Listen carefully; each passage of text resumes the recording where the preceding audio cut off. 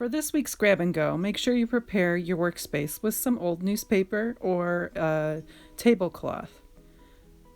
Pull out the box that came in your bag, and inside the box you'll find a pen with some assorted papers. You can set those aside for right now. Next, find the glue, the foam brush, and a zippy bag with tissue paper. Next, open that glue and start decoupaging. You just put a thin layer first and then start sticking the tissue paper.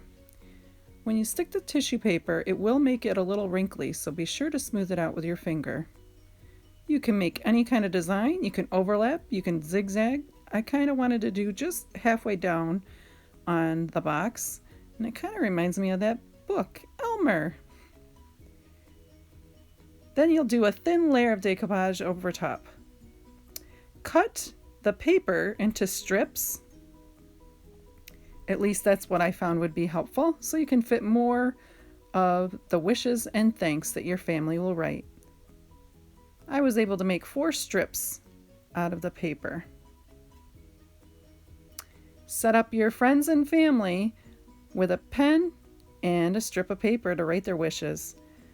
Be sure to tuck them into the box for safekeeping.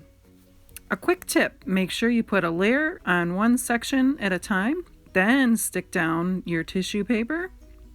After you've let it rest for 15 minutes, then put a thin coat on top and let that rest for 15 minutes, adding 2 coats. Another tip with writing, it can be a quote, it can be a wish, it can be something they're thankful for. Pick a day and open up the box with all those slips. It'll be a great celebration.